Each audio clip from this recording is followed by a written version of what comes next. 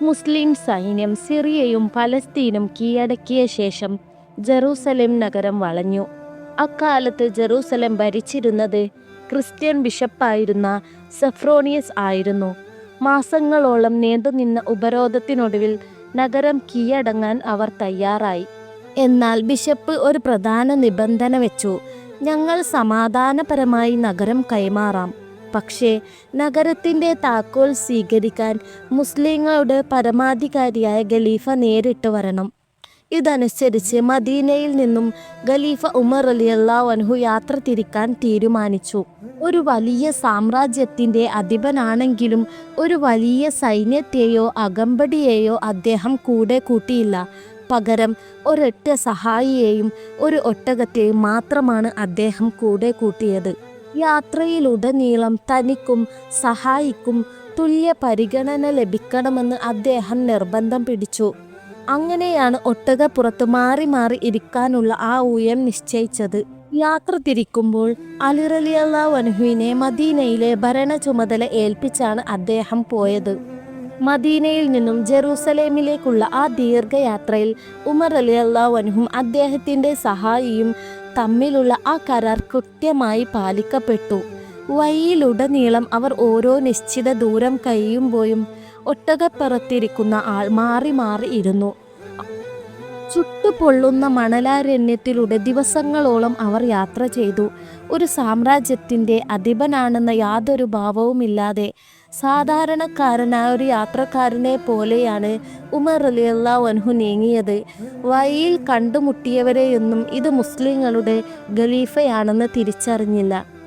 ജെറൂസലേമിലേക്ക് അടുത്തെത്തിയപ്പോൾ മുസ്ലിം സൈന്യത്തിൻ്റെ കമാൻഡറായിരുന്ന അബൂ ഉബൈദ ഇബ്നു ജറാഹ് റളിയല്ലാഹു അൻഹു ഖലീഫയെ സ്വീകരിക്കാൻ മുന്നോട്ട് വന്നു.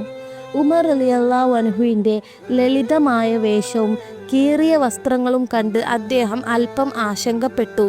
അദ്ദേഹം പറഞ്ഞു: അമീറുൽ മുഅ്മിനീൻ, താങ്കൾ ഒരു വലിയ ജനതയുടെ മുന്നിലേക്കാണ് പോകുന്നത്. റോമക്കാരും മറ്റ് പ്രഭുക്കന്മാരും അവിടെയുണ്ട്. താങ്കൾ നല്ലൊരു വസ്ത്രം ധരിക്കുകയും ഒരു കുതിരപ്പുറത്ത് വരികയും ചെയ്തിരുന്നെങ്കിൽ നന്നായിരുന്നു. അബൂ ഉബൈദയുടെ വാക്ക് കേട്ട ഉമർ റളിയല്ലാഹു അൻഹു തൻ്റെ നെഞ്ചിൽ കൈവച്ച് പറഞ്ഞു: അബൂ ഉബൈദ, നമ്മൾ ഏറ്റവും നിന്ദ്യരായ ഒരു ജനതയായിരുന്നു. ഇസ്ലാം മുഖേനയാണ് അള്ളാഹു നമ്മെ ആദരിച്ചത്. ആ ഇസ്ലാമല്ലാതെ മറ്റൊന്നിലൂടെയും നമ്മൾ പ്രതാപം നേടാൻ പാടില്ല. ജെറൂസലേം നഗരത്തിലെ കവാടത്തിലെത്തിയപ്പോൾ കൃത്യമായി ഊഴം വന്നത് സഹായിക്കായിരുന്നു. സഹായി ഒട്ടകപ്പുറത്തിരുന്നു. ഖലീഫ ഒട്ടകത്തിൻ്റെ കയർ പിടിച്ച് മുന്നിൽ നടന്നു. നഗരവാസികൾ മതിൽക്കെട്ടിന് മുകളിൽ നിന്നും ഈ കാഴ്ച കണ്ട് അത്ഭുതപ്പെട്ടു. ഇതാണോ നിങ്ങളുടെ രാജാവ് എന്ന് അവർ ചോദിച്ചു. അതെ എന്ന് മറുപടി ലഭിച്ചപ്പോൾ, ഇത്രയും വിനയമുള്ള ഒരു ഭരണാധികാരിക്ക് മുന്നിൽ തോൽക്കുന്നതിൽ ഞങ്ങൾക്ക് അഭിമാനമേയുള്ളൂ എന്ന് പറഞ്ഞ് അവർ നഗരത്തിൻ്റെ താക്കോൽ കൈമാറി. നഗരത്തിൻ്റെ കവാടത്തിൽ വെച്ച് ക്രിസ്ത്യൻ ബിഷപ്പായ സഫ്രോനിയസ് ഖലീഫയെ സ്വീകരിച്ചു. കീറിയ വസ്ത്രം ധരിച്ച ഒട്ടകത്തിൻ്റെ കയർ പിടിച്ച് നടന്നു വരുന്ന ഖലീഫയെ കണ്ടപ്പോൾ ബിഷപ്പിന് അത്ഭുതം അടക്കാനായില്ല. അദ്ദേഹം പറഞ്ഞു: സത്യമായും പ്രവാചകന്മാർ പ്രവചിച്ച ആ ഭരണാധികാരി താങ്കൾ തന്നെയാണ്. ബിഷപ്പിനോടൊപ്പം ഉമർ റളിയല്ലാഹു അൻഹു നഗരത്തിലെ പ്രധാനപ്പെട്ട ചർച്ച് ഓഫ് ദ ഹോളി സെപ്പൽക്കർ സന്ദർശിച്ചു. അവർ പള്ളിക്ക് ഉള്ളിലായിരുന്നപ്പോൾ നമസ്കാരത്തിന് സമയമായി. ബിഷപ്പ് പറഞ്ഞു: താങ്കൾ ഇവിടെ തന്നെ നമസ്കരിക്കാം. എന്നാൽ ഉമർ റളിയല്ലാഹു അൻഹു അത് നിരസിച്ചു. അദ്ദേഹം പറഞ്ഞു: ഞാൻ ഇവിടെ നമസ്കരിച്ചാൽ പിൽക്കാലത്ത് വരുന്ന മുസ്ലിങ്ങൾ ഇത് ഖലീഫ നമസ്കരിച്ച സ്ഥലമാണെന്ന് പറഞ്ഞ് പള്ളിയാക്കി മാറ്റിയേക്കാം. അത് നിങ്ങളുടെ ആരാധനാലയത്തിന് തടസ്സമാകും. അദ്ദേഹം പള്ളിക്ക് പുറത്തിറങ്ങി ദൂരെ മാറി ഒരു സ്ഥലത്ത് നമസ്കരിച്ചു. ആ സ്ഥലത്താണ് ഇന്ന് മസ്ജിദുൽ ഉമർ സ്ഥിതി ചെയ്യുന്നത്. നഗരത്തിലെ ജനങ്ങൾക്കും സമാധാനവും സുരക്ഷയും ഉറപ്പുവരുത്തുന്നതിനായി അദ്ദേഹം ഒരു കരാർ ഒപ്പിട്ടു. എല്ലാവരുടെയും ജീവനും സ്വത്തിനും സംരക്ഷണം നൽകും. ക്രിസ്ത്യൻ പള്ളികൾ തകർക്കില്ല. ആരെയും മതം മാറാൻ നിർബന്ധിക്കില്ല. മുസ്ലിങ്ങൾ അമുസ്ലിങ്ങൾക്കും നിയമത്തിന് മുന്നിൽ തുല്യനീതി ഉറപ്പാക്കി. അന്ന് അവിടുത്തെ വിശുദ്ധമായ സ്ഥലം, ഇന്നത്തെ മസ്ജിദുൽ അക്സയുടെ പരിസരം അവഗണിക്കപ്പെട്ട് മാലിന്യങ്ങൾ നിറഞ്ഞ നിലയിലായിരുന്നു. ഉമർ റളിയല്ലാഹു അൻഹു സ്വന്തം കൈകൾ കൊണ്ട് അവിടുത്തെ മാലിന്യങ്ങൾ നീക്കം ചെയ്യാൻ തുടങ്ങി. ഇത് കൊണ്ട സ്വഹാബികളും സൈന്യവും അദ്ദേഹത്തോടൊപ്പം ചേർന്ന് ആ സ്ഥലം വൃത്തിയാക്കി.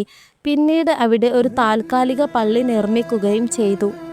റോമക്കാരുടെ ഭരണകാലത്ത് ജൂതന്മാർക്ക് ജെറൂസലേം നഗരത്തിൽ പ്രവേശിക്കുന്നതിനും ആരാധന നടത്തുന്നതിനും കർശനമായ വിലക്കുണ്ടായിരുന്നു. എന്നാൽ ഉമർ റളിയല്ലാഹു അൻഹു നഗരം ഏറ്റെടുത്ത ശേഷം ഈ വിലക്ക് നീക്കി. 70ഓളം ജൂത കുടുംബങ്ങളെ നഗരത്തിൽ വന്ന് താമസിപ്പിക്കാനും അവരുടെ വിശ്വാസപ്രകാരം ജീവിക്കാനും അദ്ദേഹം അനുവദിച്ചു. ഇത് ജെറൂസലേമിനെ എല്ലാ മതവിഭാഗങ്ങൾക്കും പ്രിയപ്പെട്ട ഒരു സമാധാന കേന്ദ്രമാക്കി മാറ്റി. ജെറൂസലേമിലെ കാര്യങ്ങൾ ക്രമപ്പെടുത്തിയ ശേഷം അവിടുത്തെ ഭരണ ചുമതല വിശ്വസ്തന്മാരായ ഗവർണർമാരെ ഏൽപ്പിച്ച് അദ്ദേഹം മദീനയിലേക്ക് തിരിച്ചു. യുദ്ധം ചെയ്ത് രക്തം ചിന്തിയില്ല, മറിച്ച് നീതിയും വിനയവും കൊണ്ടാണ് അദ്ദേഹം ജനങ്ങളുടെ ഹൃദയം കീഴടക്കിയത്. ഒരു വിജയിയായ ഭരണാധികാരി തോറ്റ ജനതയോട് എങ്ങനെ പെരുമാറണം എന്നതിന് ലോക ചരിത്രത്തിലെ ഏറ്റവും മികച്ച ഉദാഹരണമാണിത്.